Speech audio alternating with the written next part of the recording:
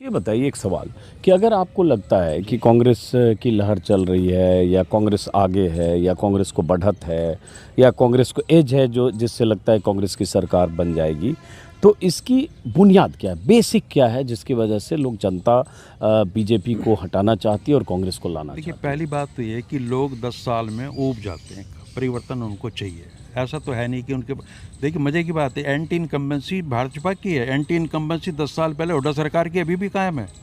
भाजपा के लोगों से आप मिलोगे तो वो उस 10 साल की तुलना करते हैं कि हुड्डा के शासनकाल में ये हुआ, ज़मीन घोटाले हुए, फलाना हुआ, ढिमकाना हुआ, बापू बेटा खा गए। एंटी इनकम्बेंसी तो उनकी भी चल रही है और इनकी भी चल रही है।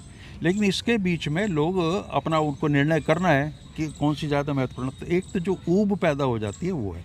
नंबर 2, भारतीय जनता पार्टी, थोड़ी आप उसके विज्ञापन देखिए, वो क्या कह रहे हैं कि ऑनलाइन सारी चीज़ें होने से हमारा जीवन सहज हो गया। वहाँ पर जो उनका प्रचार तंत्र है, ऑनलाइन से तो लोग परेशान नहीं हैं। पोर्टल और फैमिली ऑन आईडी। साइट से परेशान। आम आदमी को दिक्कत हुई, उसकी समझ वो टेक्नोलॉजिकली बहुत ज़्यादा एडवांस नहीं है और इसने एक नए किस्म के भ्रष्टाचार को भी जन्म दिया है।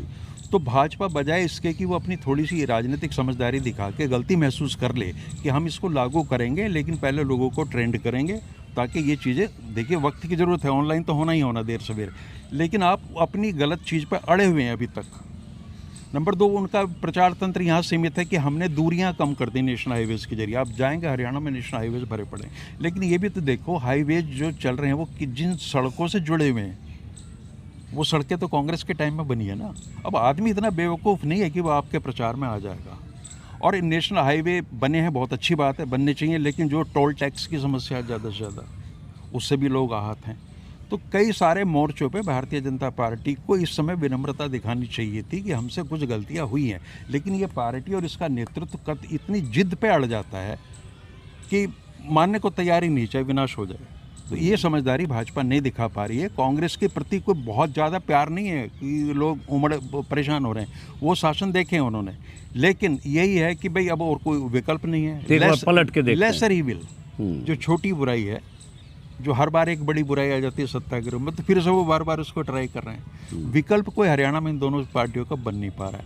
हाँ, अब ये है कि अगर कांग्रेस आती है तो उसको अपने अंदर आमूल चूल परिवर्तन करना होगा। जो उस पर आरोप लगते हैं उसको उनको मानना होगा। अब तो राजनीतिक दृष्टि से वो नहीं मानेंगे इस समय, लेकिन उनको भी अंदर पता है गलतियाँ कहाँ हुई। अगर उनको सुधार के अगले 5 साल में वो कुछ करेंगे तो कांग्रेस का भी भविष्य है और भारतीय जनता पार्टी विनम्रता दिखाते हुए थोड़े से अपने आप को ठीक करे। दोनों दलों में सुधार की गुंजाइश है, नीतियों में भी या नेतृत्व के स्तर पर भी। अगर यही परंपरा चलती रही तो हरियाणा अभी और 15-20 साल इन्हीं चीज़ों में उलझा रहेगा, जो कि तीसरा विकल्प मुझे दूर दूर तक कहीं नज़र नहीं आ रहा। तो अब तीसरे विकल्प पे इन्होंने बात की, तीसरे विकल्प पे भी बात करेंगे, लेकिन वही सवाल धर्मेंद्र आपसे कि क्योंकि आप बहुत घूमते रहते हैं। जब हम हरियाणा के बारे में बात करते हैं सर, तो हम जाति पे ज़्यादा बात करते हैं, लेकिन पिछले जो 10 साल हैं वो 10 साल मुद्दों का भी चुनाव है सर। मुद्दे बहुत हैं यहाँ पे कि कोई अगर मुद्दों की खोज में निकलेगा यहाँ पे, तो अब पार्क में आप बात करते हैं, आप भी बहुत घूमते हैं। आप ये देखिए कि ये जो सरकार है 10 साल, जो बीजेपी की सरकार हरियाणा में रही, इन्होंने हरियाणा के हर समुदाय, हर वर्ग के साथ कुछ ना कुछ छेड़खानी करते रहे ये लोग। सबसे पहला तो आप ये देखिए, इन्होंने हरियाणा में जो पोर्टल शुरू किए, पोर्टल सुविधा के लिए शुरू किए थे, लेकिन पोर्टल बन गए अपराध सर इनके लिए। क्राइम का काम उन्होंने किया। मेरे पड़ोस में CSC सेंटर है, अगर आप केवल 1 घंटा वहाँ पे बैठ जाएंगे तो आपको पता चल जाएगा कि हर घर से एक पीड़ित व्यक्ति इन्होंने तैयार कर दिया जी। किसी की प्रॉपर्टी आईडी में माँ का नाम गलत चढ़ा हुआ है, किसी का बाप का गलत चढ़ा हुआ है, कोई मरा हुआ दिखा दिया है, कोई जिंदा है, किसी की उम्र गलत है, किसी की इनकम गलत है। इतनी खामियां हैं। कोई प्रॉपर्टी जो नहीं है उसमें चढ़ गया, जिसका कल मेरे पास नगर निगम से फ़ोन आया जी शनिवार को कि जी आपके नाम एक दुकान है और एक मकान है। मैंने कहा वो दुकान वाले कागज़ भिजवा दो, मैं जाके उनको कब्जा कर ले लेता हूँ। बोले नहीं जी आपके नाम चढ़ी हुई हैं। तो मैंने कहा कहाँ है वो एक्चुअल प्रॉपर्टी? तो उन्होंने जब एड्रेस बताया तो जाके देख, 4 घर छोड़ के हमारे से जो आदमी है बेचारे ने दुकान खरीद रखी, वो मेरे नाम चढ़ी हुई है। तो ये इन्होंने, उसने कास्ट की सीमाएं, जो कास्ट पॉलिटिक्स थी उसकी सीमाओं को भी तोड़ दिया। मैं कल इसी पार्क में था, हुड्डा पार्क में, तो एक सज्जन मिले, ऐसे प्रॉपर्टी आईडी की जिक्र हर जगह होता है, तो उन्होंने कहा कि मेरे घर में बेसमेंट नहीं है, लेकिन मेरी उसमें प्रॉपर्टी आईडी और जो भी डिटेल है उसमें बेसमेंट है, तो मैं तो कह रहा हूँ बेसमेंट के साथ मेरा मकान दे दो या बेसमेंट खुदवा दो। इनको प्रॉपर्टी आईडी सर, इनको फैमिली आईडी, ये इस सरकार की कब्र खोद दी इन 2 आईडी ने। और ख़ास बात यह है कि कभी इन्होंने ये नहीं माना कि इनमें खामियां थी। अब जाके इन्होंने कहा कि हम इनकी खामियां दूर कर रहे हैं। इसके अलावा सर, हरियाणा गांव का शहर है, गांव का एक नहीं, प्रदेश इतना है। बड़ा इशू है प्रॉपर्टी आईडी, आपने बहुत बड़ा बड़ा जी। शब्द इस्तेमाल इस किया सरकार कि ये को कब्र बदलने खोद जा दी। रहा है वो इश्यू सर। अच्छा, अब हर घर में एक पीड़ित व्यक्ति है प्रॉपर्टी आईडी का या फैमिली आईडी का। फिर बुढ़ापा पेंशन इससे जोड़ दी सर। बुढ़ापा पेंशन में एक ताऊ बेचारा गुजारा कर रहा है 20,000 रुपये में, उसके फैमिली आईडी में वेतन चढ़ा दिया सर 2 लाख रुपए, 3 लाख रुपए। अब वो घूम रहा है CSC सेंटर, जी मेरा ठीक कर दो, मेरी पेंशन रुक गई है इससे। तो वो एक जो बुजुर्ग हैं हमारे प्रदेश के 20 लाख के करीबन जो बुजुर्ग हैं, वो इस सरकार के लठ लिए बैठे हैं जी। हाँ, जैसे उसमें भी हुआ, लाडवा में मैं गया तो एक सड़क पे छोटा सा घड़ी बनाने वाला था, वो बहुत दुखी होकर मेरे वीडियो में बोला कि पहले 1 लाख चढ़ा, फिर 1,80 हो गया, फिर 3 लाख मेरा चढ़ गया, तो जो भी उसको सुविधाएं थी वो बंद हो गई, तो वो दुखी था। बहुत दुखी हैं अब सर। ये फिर ये टोटल बताओ, फिर प्रॉपर्टी आईडी, चूंकि हम थोड़ी विस्तार से चाहेंगे इस पे 5 मिनट समझें, दर्शक भी समझें, क्या सोच के इन्होंने किया? कोई इंटेंशन तो अच्छा ही होगा। इंटेंशन अच्छा भी था और उसके पीछे थोड़ा कास्ट पॉलिटिक्स भी थी। एक्चुअली में जातिगत सर्वे तो ये करवा नहीं सकते, इससे थोड़ा कहते हैं कि हम थोड़े पार्टी विद डिफरेंस हैं। तो उन्होंने एक नया तरीका निकाला कि हम प्रॉपर्टी आईडी के माध्यम से डाटा कलेक्ट कर लेते हैं। तो वो डाटा कलेक्ट इन्होंने किया और उसका उपयोग भी किया इन्होंने, ऐसा नहीं कि नहीं किया, उसका उपयोग भी किया, नहीं तो इनकी हालत इससे भी ज़्यादा ख़राब होती। तो उन्होंने इसमें क्या था कि जो बहुत अति उसमें आते हैं कि बहुत पिछड़े हुए लोग, उनको ये बेनिफिट देने का काम था।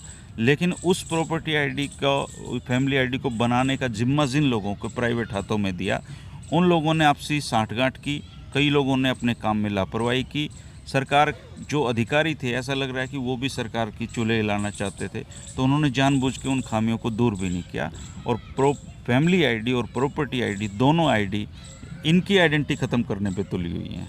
ये एक बहुत बड़ा इशू है। फिर आइए आप गांव पे। गांव में जो हमारी जो पावर है वो पंचायती राज में सिमटी हुई है सर। गांव के एक सरपंच को इन्होंने सारे अधिकार छीन लिए कि हम डायरेक्ट ग्रांट देंगे आपको, अब सरपंच का कोई रोल नहीं है। सरपंच ने अपने अधिकारों को लेकर आंदोलन किया, इन्होंने सरपंच पिटवाए सर। हर गांव में आप ये देखिए, अगर 1,000 वोटों का गांव है और सरपंच 700-800 वोट लेके जीता है, तो इट मीन्स लोग तो उसको पसंद कर ही रहे थे। और वो कह रहा है कि भाई मेरा पंचायती राज को कमज़ोर मत करो। इन्होंने उसको भी कमज़ोर किया। अब जाके विड्रॉल किया है जब इनको लगा कि सारा सिस्टम ख़त्म हो गया। फिर इन्होंने, किसानों का एक बहुत बड़ा इशू है सर, हरियाणा के 13 ज़िले इनको मिटाने पे तुले हुए हैं। और किसान आंदोलन, जिस बेल्ट में आप गए हुए थे, उस बेल्ट में किसान आंदोलन की वजह से कांग्रेस इतनी बड़ी मेजोर, और वही असर आज भी है। इसके अलावा स्टूडेंट सर ये कहते हैं कि हमने बिना पर्ची खर्ची नौकरियां दी, ये एक बहुत बड़ा इशू है। 1.5 लाख नौकरियां दी, विज्ञापन है। 1.5 लाख नौकरियां दी, 1,20,000 नौकरियां दी इन्होंने ठेके पे सर। एक निगम बनाया कौशल विकास निगम, उसमें इन्होंने 1,20,000 नौकरी देने का दावा कर चुके हैं। वो कौन लोग हैं, किन लोगों ने अप्लाई किया था, किन लोगों को नौकरी मिली है, क्या उसमें आरक्षण था, उन लोगों का भविष्य क्या है किसी को नहीं पता। अगली सरकार कोई आएगी वो उनके साथ क्या करेगी, ठेकेदारी क्या करेगी, सरकार का किसी को कुछ नहीं पता। रही सरकारी नौकरियों की बात सर, 2700 से ज़्यादा कोर्ट में केसेस चले। इनकी भर्तियों पे ये जो पर्ची खर्ची से देना तो अलग बात, ये नौकरियां दे कहाँ पाए हैं जी। अब कल मेरे पास लड़के आए हुए थे CET के, इन्होंने एक ऐसी भर्ती परीक्षा शुरू की कि सारी C और D के लिए हम एक कॉमन एलिजिबिलिटी टेस्ट लेंगे। उसके 14 लाख बच्चे सर, 14 लाख बच्चों में से इन्होंने नौकरी दी 21,000 को, और वो आज ज्वाइन नहीं करवा पा रहे उनको। वो लोग कभी भूपेंद्र हुड्डा के घर पे जा रहे हैं, कभी खट्टर साहब के घर पे जा रहे हैं, कभी नायब जी के घर पे जा रहे हैं, वो ज्वाइन नहीं हो रहे। और बाकी बच्चे 14 लाख बच्चे CET क्वालिफाइंग के, सुप्रीम कोर्ट तक कह चुका है कि CET क्वालिफाइंग होना चाहिए था, इन्होंने नहीं किया। वो 14 लाख बच्चे इनको सबक सिखाने के लिए तैयार बैठे हुए हैं। मुद्दों का चुनाव है एक्चुअली में। ये जो चुनाव है, ये जो 10 साल में जो एक सांग होता है सर, आपने सॉन्ग सुने, हरियाणा में सांग होते हैं, लोकल परंपरा। तो एक सांगी आया हुआ था और बहुत बेसुरा गा रहा था, तो लोग बड़े बोर हो रहे थे और कुछ कुछ कह रहे थे, तो एक आदमी लठ लेके उसके आगे से घूम रहा था, तो वो संगी डर गया। तो उसने डरते हुए पूछा भाई क्या बात है? बोला नहीं तू तो गा, मैं तो उसको देखूंगा जो तन लेके आया था। तो ये अच्छा, हमको लगा लठ वाला उसका बचाव के लिए आया था। अब तो लोगों ने सरकार का विरोध करना भी बंद कर दिया है। वो तो इंतजार कर रहे हैं वोटिंग का। अब तो लोग कह रहे हैं तू कर ले, जो करना है तूने कर ले, अभी 1-2 महीना जो बच रहा है तूने जो करना हमारे साथ कर ले, अब हम तेरे साथ करेंगे। अच्छा ये बताओ, अब तो 1-2 महीना भी नहीं है, आज हम लोग हैं 23 तारीख है, आज शायद 10 दिन है कुल जमा। हाँ मतलब 9 दिन प्रचार के, 9-10 दिन और उसके बाद वोटिंग के। तो ये बताओ, मैं चूंकि ऑन रिकॉर्ड बात कर रहा हूँ, एग्जेजरेटेड फीलिंग तो नहीं आप लोग ये कर रहे हो, एग्जेजरेटेड बात तो नहीं कर रहे हो एकदम लहर चल रही है ये चल रही है, या एकदम आपका जोड़ घटाव करके कैलकुलेशन है? सर 10 साल हरियाणा का आदमी, क्योंकि ये वीडियो देखने के बाद नीचे लोग कमेंट करने लगेंगे, बीजेपी वाले, आईटी सेल वाले, कि भाई इन दोनों को बैठाया, दोनों कांग्रेस समर्थक हैं, आप भी बीजेपी विरोधी हो, और सब मिलके कह रहे हो कि हरियाणा में बीजेपी की सरकार। देखिए सर, ये 10 साल में चेंज आए हैं, जब मोदी जी केंद्र में आए हैं उसके बाद चेंज आए हैं कि आपके सहूलियत के हिसाब की बात नहीं है तो आपको कोई सर्टिफिकेट दे दिया जाएगा। ऐसे सर्टिफिकेट आपके घर में भी तय लगी हुई है, मेरे घर में भी मैंने फ्रेम करा के रखे हुए हैं, उससे कोई फ़र्क नहीं पड़ना सर। अगर हमारे यहाँ कहते हैं कि पाँव बढ़ती नहीं दिखे, अगर पाँव में आपके आग लगी हुई है, अगर आपको वही नहीं दिखाई दे रही तो दूर की आग कहाँ देख पाएंगे? अगर आपको अपनी दुख और तकलीफ़ों का ही एहसास नहीं है तो दूसरे की दुख तकलीफ़ें नहीं समझ सकते जी आप। हरियाणा में यही हो रहा है और इस सरकार को लोग चलता करेंगे सर। देखो आप ये देखिए, हमारे यहाँ किसी पार्क में आप बुढ़ों से चले जाइए, कांग्रेस ने एक नारा दिया है 6,000 रुपये बुढ़ापा पेंशन। चौधरी देवीलाल ने जब ये 100 रुपये बुढ़ापा पेंशन की थी, वो किसी बुजुर्ग के घर चले गए। चौधरी देवीलाल, हरियाणा में अगर कोई सच में मास लीडर हुआ है तो वो चौधरी देवीलाल थे। वो सुबह सुबह घूमने चले जाते थे, एक बुजुर्ग के घर पे चले गए, बोले चाय बनवा ले, तो उसकी आंखों में आंसू आ गए। उन्होंने कहा चाय तो दूध का जुगाड़ नहीं है, तो बोले क्या? बोले पैसे नहीं है। तो उन्होंने उसी दिन 100 रुपये बुढ़ापा पेंशन का ऐलान किया था। आज वो बढ़ती बढ़ती, आप पूरे देश में घूमते हो सर, कहीं पे सुना है आपने कि 6,000 रुपये बुढ़ापा पेंशन? ये तो कांग्रेस ने अपनी 7 गारंटी में कर दिया इस बार। तो 12,000 रुपये, एक बुजुर्ग है और एक महिला है, अगर उनको 12,000 रुपये मिलेंगे, उनका घर तो बहुत ईजिली चलेगा। लेकिन एक सवाल फिर उसके बाद आएगा, त्यागी जी से भी पूछूंगा कि भाई आप इतनी योजनाएं, इतनी गारंटियां, 500 रुपये में सिलेंडर, बुढ़ापा पेंशन 6,000 और बेरोजगारी भत्ता भी देने लगेंगे, बहुत सारी चीज़ों के वादे कर रहे हैं, नौकरियों के वादे कर रहे हैं, 2 लाख नौकरियों के वादे कांग्रेस ने किए शायद, अगर मुझे ठीक से याद है। नौकरियों के लिए हरियाणा सरकार को 1 रुपए का बजट नहीं, बट ये बुढ़ापा पेंशन बहुत बड़ा फैक्टर होगा। फैक्टर है सर। हरियाणा की जो सेहत है, आर्थिक सेहत है सर, वो बाकी प्रदेशों से आज भी बहुत अच्छी है सर। अगर इसकी ग्रोथ पे थोड़ा, इंडस्ट्रियल ग्रोथ पे ध्यान दिया, कर्जा जो है हरियाणा पे कई गुना बढ़ा है पिछले 10 साल। कर्जा बढ़ा है जी, और कर्जा पहले भी था, इनको थोड़ा और इन्होंने बढ़ा दिया। अगर हरियाणा का सही मायने में, हरियाणा इतना सा हरियाणा 4 घंटे में आप उस कोने से उस कोने पहुँच जाएंगे सर। इस हरियाणा की डेवलपमेंट पे अगर ध्यान दिया जाए तो जब हम पंजाब से अलग हुए थे तो हरियाणा के आईएएस को पंजाब के आईएएस कहते थे कहाँ फंस रहे हो, ये प्रदेश आपको वेतन भी नहीं दे पाएगा। उसके बाद चौधरी बंसीलाल जब सत्ता में आए तो उन्होंने प्रदेश के लोगों से आह्वान किया कि भाई हमारा प्रदेश है, हम इसको बनाएंगे, संवारेंगे और हरियाणा को भारत के उन्नत राज्यों में लेके जाएंगे। न केवल चौधरी बंसीलाल हरियाणा के विकास पुरुष कहे जाते हैं, लेकिन उस विकास पुरुष को बनाने में हरियाणा के लोगों का बड़ा योगदान है। हर आदमी हरियाणा की तरक्की के लिए लगा हुआ था सर। अगर इस सिस्टम को दोबारा से जोड़ा जाए, कोई ऐसा मुख्यमंत्री हमारे प्रदेश में आएगा जो एक सामूहिक नहीं, कोई ऐसा क्या, मान लो भूपेंद्र सिंह हुड्डा का ही नाम चल रहा है तो 10 साल तो रहे ही हरियाणा में, कोई बाहर से मंगल ग्रह से तो कोई आएगा नहीं। उस समय हरियाणा में कई मायनों में बहुत ठीक था जी, हरियाणा का नाम आप सुनते थे। अभी हरियाणा पिछले कई साल से बेरोजगारी में नंबर 1 है, तो ये डाटा है सर। मैं कोई आप बेरोजगारी में सीएम में आप कहीं भी देख लीजिए, हमारे बाद नंबर आता है राजस्थान का। तो हरियाणा छोटा जो खुशहाल प्रदेश है, अगर वो बेरोजगारी में नंबर 1 है तो 10 साल से जिनकी सरकार है उनसे सवाल पूछे जाएंगे। सही बात है त्यागी जी। अब जो मुद्दे हमने कोर इश्यूज बताए, अब क्या है, कंपटीशन है, बीजेपी और कांग्रेस दोनों भी। चुनाव के समय में क्या होता है, पार्टियां जो नहीं दे पाती है 5 साल और 10 साल जो नहीं दे पाती है वो भी देने के वादे करने लगती है। 15 लाख का तो लोग आज भी जिक्र करने लगते हैं, और हालांकि वो वादा खिलाफी फिर जिसकी बनेगी वो क्या कर पाएगा वो अलग बात। लेकिन इतने वादे कांग्रेस भी कर रही है, 7 गारंटी अभी आया, अभी मैनिफेस्टो सुनते हैं कई पन्ने के अभी आने हैं चंडीगढ़ से। बीजेपी भी बहुत सारी बातें कर रही है। तो ये इशू जनता के बीच, ये गारंटी और ये वादे, इस पर भी वोट होते हैं, ये वोट को प्रभावित करते हैं, या पहले से मूड बना लेते हैं इसको बिठाना है, इसको उखाड़ना है, और जो भी नेताओं के नैरेटिव के हिसाब से? देखिए, चीज़ें जो मुद्दे हैं इस तरह के मायने रखते हैं। जो बुढ़ापा पेंशन है 6,000 करने की, इसका असर होगा, निश्चित रूप से होगा। जिन लोगों की आय कम है और उनको अगर अब उस डबल पैसा मिलना शुरू हो जाएगा, करीब 2,500-3 हज़ार तो अभी भी मिलती है, और 6,000 एकदम से मिल जाए, तो होता क्या है कि हरियाणा में एक राजनीतिक शब्दावली में एक शब्द था कि पहली कलम से, मतलब जिस दिन मैं बैठूंगा उसी दिन से ही चीज़ें लागू कर दूंगा।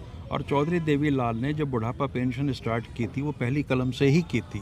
चौधरी बंसीलाल उस समय कहते थे कि देवीलाल तो कम पढ़े लिखे हैं, मैं BA LLB हूँ, मैं जानता हूँ सरकारें कैसे चलती हैं और ये संभव नहीं है। तो फिर देवीलाल जी से पूछा गया कि कैसे करोगे? बोले क्या करना है, प्रिंसिपल सेक्रेटरी को बुलाऊंगा, कह कर्जे माफ, नीचे साइन देवीलाल, और हो गया। तो उनकी एक साख बन गई कि देवीलाल जो कहेगा वो होगा। भूपेंद्र सिंह हुड्डा ने अपने आते ही 1600 करोड़ के कर्जे माफ़ कर दिए। एक वो क्रेडिबिलिटी बन गई कि आदमी जो कहता है वो करता है। आगे करेंगे या नहीं करेंगे मुझे नहीं पता, लेकिन एक साख उससे जुड़ी, लोगों में ये भरोसा हो गया है कि पेंशन 6,000 होगी ही। सिलेंडर का तो भाजपा का भी उतना ही है, इनका भी उतना ही है। तो क्रेडिबिलिटी की बात है। लोग बाहर यहाँ से भी देख के कि अमित शाह ने वो यूपी में कहा था होली पे महिलाओं को एक सिलेंडर एडिशनल दिया जाएगा, वो नहीं दिया गया। तो हरियाणा कोई 7 समंदर पार तो है नहीं, तो उत्तर प्रदेश के जो वादे हो रहे हैं उनका असर यहाँ हो रहा है। वो ये भी देखते हैं कि कर्नाटक और तेलंगाना में जो कांग्रेस ने वादे किए हैं, हिमाचल में किए हैं, एक साख वहाँ से भी बनती है पार्टी की। अब ये इन सबकी मजबूरी है, कोई आराम से देना नहीं चाह रहा, कोई इसके पीछे कोई बड़ी उदारवादी दृष्टिकोण नहीं है, लेकिन राजनीतिक मजबूरी है कि आपको ये गारंटियाँ देनी ही पड़ेंगी। और गारंटी के साथ जुड़ जाता है, गारंटी तो अपने आप में गारंटी है, उसका क्या होगा। और भाजपा के बारे में जब लोग बात होते हैं, अमित शाह जी ने कह दिया कि वो कुछ नहीं था, वो तो जुमला था। अब लोग बड़े मजे लेते हैं, भाजपा वालों से पूछते हैं कि तुम्हारी गारंटी जुमला है, वास्तव में गारंटी है। और कांग्रेस की गारंटी को वो चूंकि कुछ राज्यों में कुछ चीज़ें हुई हैं तो उसको मानते हैं। अब आखिरी सवाल, चूँकि वीडियो हमारा कितनी देर का हो गया भाई, 1 घंटे से ज़्यादा हो गया शायद। अब आखिरी सवाल, जो बीजेपी और कांग्रेस के बीच किसी और पार्टी की गुंजाइश की, जो मैंने शुरू में भी कहा कि अभय चौटाला का अभय चौटाला का गठबंधन, पहले ना कोई मेहमान आ जाता था, उसके सामने बिस्किट भुजिया सब रखते थे। गाँव में बच्चों को देने की आदत नहीं थी, अभाव थे, तो वो बच्चे दूर खड़े खड़े ना इंतजार करते थे कि ये गेस्ट एक आधा बिस्कुट छोड़ दे तो हमें मिल जाएगा। तो ये आज के दिन हरियाणा में जो चुनाव है पूरी तरीके से बायोपोलर चुनाव है। 2 पार्टियों में सिमटा हुआ चुनाव है, या तो बीजेपी है या कांग्रेस है। दूसरे लोग वो बिस्किट की तरह इंतजार कर रहे हैं सर। कोई गुंजाइश इस चुनाव में उनके लिए दिखाई नहीं देती है। नहीं, दुष्यंत चौटाला, पहले स्पेसिफिक दुष्यंत चौटाला और उनके गठबंधन को 90 सीटों में से 70 और 20 पर वो लोग चुनाव लड़ रहे हैं। आप कुछ सीट देखते हैं कि नहीं? 10 सीट जेजेपी पिछली बार जीती थी। किसी एक सीट पे अगर उनकी जमानत बच जाए, it's a winning trophy for them. अच्छा, इंक्लूडिंग उचाना? हाँ जी, उचाना। खुद दुष्यंत चौटाला की अगर टोटल वोट, पोल्ड वोट का 6वां हिस्सा अगर दुष्यंत चौटाला को मिल जाता है तो ये उनके लिए गर्व करने लायक बात है। और अभय चौटाला और बीएसपी गठबंधन कुछ सीटों पे वो फाइट में है। रानिया में फाइट में है, इलाहाबाद में फाइट में है, बरवाड़ा में उनका कैंडिडेट बहुत अच्छी गेन कर रहा है। इसके अलावा मेवात साइड पे एक सीट, जुलाना सीट पे हवाई बातें हैं, बाकी कुछ नहीं है। विनेश फोगाट बहुत अच्छे मार्जिन से जीत रही है। इन सीटों में से कोई 1 या 2 सीट उनकी निकल सकती है। आपको क्या लगता है तीसरी चौथी पार्टियां जो है जिनका जिक्र किया हमने? बिल्कुल सही कह रहे हैं, उनका अस्तित्व इसलिए नहीं रहा कि जनता ही नहीं चाहती कि वो अब मैटर करे। मुझे नहीं पता भविष्य में क्या होगा, हो सकता है कई बार जिन्हें हम खारिज कर देते हैं वो फिर से आ जाते हैं। एक बहुत आपको सटीक उदाहरण दूंगा मैं, आपातकाल के बाद कोई कल्पना नहीं कर रहा था चौधरी बंसीलाल की वापसी होगी, बड़ी शानदार वापसी हुई। अरे इंदिरा गांधी 2.5 साल में आ गई, इतनी जबरदस्त 350 और महम कांड की सच्चाई झूठ को आप एक तरफ रख दीजिए, महम कांड के बाद ओम प्रकाश चौटाला या देवीलाल परिवार की वापसी होगी, इसको कोई इमेजिन नहीं करता था, लेकिन वो भी हुए। तो 2 ऐसे उदाहरण हैं जिन्होंने हरियाणा को राष्ट्रीय फलक पे जाकर रख दिया। आपातकाल में चौधरी बंसीलाल के जो कथित अत्याचार के किस्से थे और महम कांड, उसके बाद मैं इंदिरा गांधी का इसलिए जिक्र किया कि जिस इंदिरा गांधी को डिस्क्रेडिट किया इमरजेंसी की वजह से, बहुत इमरजेंसी में तानाशाही हुई, सब कुछ हुई, वो इंदिरा गांधी चिकमगलूर से जीत के आ गई थी, जिस इंदिरा गांधी को रायबरेली में राजनारायण ने हरा दिया। और क्या नारे लग रहे थे इंदिरा गांधी के लिए चिकमगलूर में। यही तो हरियाणा में हो रहा है सर। आज से 5 साल पहले जिस दुष्यंत चौटाला को लोग अपना हीरो मानते थे, आज वो कहाँ है? हाँ। परिवर्तन आते हैं सर पॉलिटिक्स में। एक और 5 साल पहले आपने पार्टी बनाई और कुछ ही दिन के भीतर आपने इनेलो को जीरो कर दिया, जीरो मतलब कर एक दिया। सीट एलनाबाद 10 पे आ गए। और 10 पे आप आ गए और 14% वोट आज ले आए। हरियाणा में उनकी हालत देखिए आप। आपका इंटरव्यू के नीचे कमेंट पढ़िए आप, आपको पता लग जाए। एक तो होती है लोग डिस्क्रेडिट कर दें किसी को कि हम आपको वोट नहीं देंगे। एक लोग हिकारत की दृष्टि सबक से आपको सिखाना देखें। चाहते हैं या तो। हाँ, हिकारत से देखें, आपको घृणा से देखें, वो हाल है सर आजकल पॉलिटिकल लेकिन पार्टियों आपकी का। बात अधूरी रह गई। हाँ, वही तीसरी पार्टी वाला कि क्या ऐसा तो नहीं कि कुछ सीटों पर हो सकता है बीएसपी और उनके गठबंधन, अभय चौटाला के गठबंधन से, जैसे अभय चौटाला ने दावा किया मेरे इंटरव्यू में, पहली बार उन्होंने कहा 15 सीटें, दूसरी बार कह दिया 25 से 30 सीटें। मैंने भी मजाक में कहा कि आप तो 6-7 गुना बढ़ा के बोल रहे हो आप। लेकिन कुछ ऐसी गुंजाइश किसी भी सूरत में दिखती है कि कोई 2019 वाली स्थिति हो जाए कि 40 सीट पर बीजेपी अटक गई तो दुष्यंत चौटाला के समर्थन से सरकार चली, कांग्रेस कहीं 40 पे अटक जाए, या कोई हंग असेंबली हो जाए और ये इन पार्टियों का रोल हो जाए? उस स्थिति को लाने की भरपूर कोशिश, षड्यंत्र, दुर्विसंधियाँ चल रही हैं। प्रयास ऐसा नहीं है कि वहाँ उसमें प्रयास में बहुत लोग शामिल हैं। इंडिपेंडेंट्स को लड़ाया जा रहा है, इधर उधर जो मैनिपुलेशन के गेम चलते हैं वो सारे चल रहे हैं। लेकिन जनता इस चीज़ को बखूबी समझ भी रही है कि कहाँ क्या हो रहा है। और आपने देखा होगा अधिकांश पार्टियों के जो बागी थे वो चुनाव मैदान से हट गए। भाजपा के चलते हैं अब हम लोग, हाँ, समापन की ओर है जरा। इस बीच 4-5 लोग आके बैठ भी गए। हाँ, तीसरी पार्टी की गुंजाइश इस चुनाव में कम है, नहीं लग रही। चुनाव पूर्णतः बाइपोलर है और मैं ये नहीं मान के चल रहा कि भारतीय जनता पार्टी को पूरी तरह खारिज कर देंगे। देखिए, हमारे पास एक ही आंकड़ा है लोकसभा चुनाव का। भारतीय जनता पार्टी की ताकत आधी हुई है और कांग्रेस की ताकत बढ़ी है। वोट प्रतिशत भी लगभग बराबर है। हमारी जो आधार है इसके पीछे तर्क ये है कि लोकसभा के चुनाव में एंटी इनकम्बेंसी उतनी महत्वपूर्ण नहीं थी जितनी अब है, क्योंकि हरियाणा का आदमी विधानसभा के फैसलों से, मुख्यमंत्री के फैसलों से प्रभावित होता है।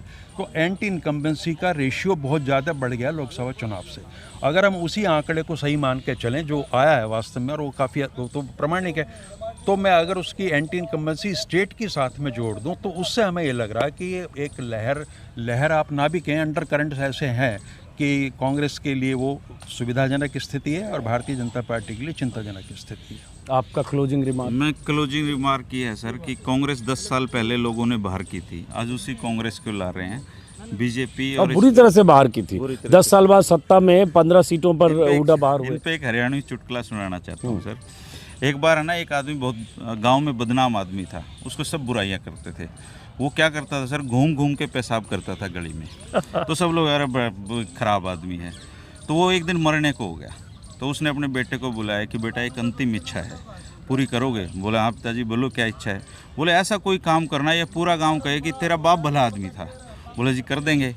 वो जब आदमी मरा उसको जब दाग दे के, यहाँ हमारे उसको दाग बोलते हैं, वो दे के जब घर आए तो एक परंपरा है गांव के लोग वापस घर आते हैं उस आदमी के। वो लड़का छत पे गया और सबके सिर पे पेशाब कर दिया। तो बोले अरे यार तेरे से तो तेरा बाप ही भला आदमी था। तो जो बीजेपी ने जो 10 साल में काम किए हैं वो लोगों ने हाथ जुड़वा दिए हैं सर उसको, इसलिए ये कांग्रेस को वापस ला रहे हैं और कांग्रेस को भी सुधरना पड़ेगा। आज 5 साल पहले जिस दुष्यंत चौटाला को हमने सिर पे बैठाया था, आज वो कहाँ पे है? अगर कांग्रेस ने इनकी गलतियों को दोहराया सत्ता में आने के बाद, तो लोगों की अपेक्षाएं, उम्मीदें बहुत हैं कांग्रेस से। अगर कांग्रेस ने नौकरियों में गड़बड़ियां की, अगर कांग्रेस ने कर्मचारियों को उनका ओपीएस नहीं दिया, अगर कांग्रेस ने कर्मचारियों को उनका हक नहीं दिया, उनका ओपीएस नहीं दिया, बुढ़ापा पेंशन जैसा कमिटमेंट कर रहे हैं वैसा नहीं किया, 2000 रुपये नहीं डलवाए और लोगों के जीवन स्तर में अगर सुधार नहीं किया, 7 गारंटियां फॉलो नहीं की, तो उनका हाल बीजेपी से भी बुरा होगा। और ये बीजेपी को तो 10 साल लगे हैं, कांग्रेस को तो लोग 1 महीना बर्दाश्त नहीं करेंगे अगर उन्होंने काम अच्छे नहीं किए तो। ये बहुत बड़ी चुनौती होगी कांग्रेस के साथ, वो गारंटी हो। बधाई दूंगा कि जो ठहाके आपने मिगलानी साहब के सुनाए थे, हमारे धर्मेंद्र जी ने वो मुकाबला कर दिया। तो रोहतक हंसने हंसाने में कम नहीं है। हाँ, अब पूछिए। अब वही आखिरी कि बहुत बड़ी चुनौती होगी उन सारी गारंटियों को पूरा करने की कांग्रेस की। चुनौती तो है। मैं तो अंजुम जी एक बात कहता हूँ कि हरियाणा की जो लीडरशिप है ना पॉलिटिकल, उसमें खासियत चाहे कितनी हो, बट वो विजनरी नहीं है। हरियाणा के अंदर पोटेंशियल है एक विकसित यूरोपीय राष्ट्र बनने का, उस तरफ कोई नहीं सोच रहा। आपके पास संसाधनों की कमी नहीं है, यहाँ लोग काम करना चाहते हैं, मेहनती लोग हैं। बावजूद इसके जो विकास के साथ एक शब्द जुड़ा था, सुशासन, गुड गवर्नेंस, अगर आप उसको इम्प्लीमेंट कर दें प्रॉपरली, उसके लिए एक आपको नौकरशाही के नियंत्रण से बाहर निकलना पड़ेगा। एक विजन ऐसा चाहिए जहाँ कोई ऐसा बंदा आए चीफ मिनिस्टर कि मैं सिर्फ 5 साल है मेरे पास और मैं दोबारा चुनाव लड़ूंगा ही नहीं, और मैंने इस 5 साल में अपना बेस्ट देना है। अगर कोई इस धारणा से आए और उसके पास एक दृष्टि हो 21वीं सदी का, तो हरियाणा के अंदर पूरा पोटेंशियल है। दुर्भाग्य ये है कि आज की तारीख में अभी तक जितने लोग रहे हैं उनमें तो किसी की संभावना नज़र नहीं आती। भविष्य बताएगा। चलिए, बहरहाल तो आइए तो ये अच्छा लगा डॉक्टर त्यागी से। हालांकि चुनाव में मुझे कई जगह जाना है, फिर भी मैं कोशिश करूंगा एक राउंड और आऊँ। इस बार हमने समसामयिक बातें ज़्यादा की, लेकिन आपके साथ मैं थोड़ा हरियाणा के पुराने इतिहास के बारे में, सियासी इतिहास खास तौर से, वो बंसीलाल का दौर, वो भजनलाल का दौर, वो देवीलाल का दौर, उस समय की बहुत सारी कहानियाँ, किस तरह से भजनलाल देवीलाल को मात देकर मुख्यमंत्री बन गए थे, और देवीलाल मेरे ख्याल से हिमाचल चले गए थे शायद विधायकों को लेके, और यहाँ भजनलाल दिल्ली चले गए और तापसे थे गवर्नर शायद। जी। हाँ, बहुत सारे किस्से हैं, तो उन किस्सों पर भी फिर कभी कोशिश करेंगे, क्योंकि उस किताब में ऐसे किस्से हैं कि देखिए बहुत वक्त ले रहा है वो किताब। रास्ते में रहता हूँ, 10 पन्ने 20 पन्ने उसी के पढ़ता हूँ, और लेकिन अब इतना याद रखना, क्योंकि इतने नए नाम हम लोगों के लिए है।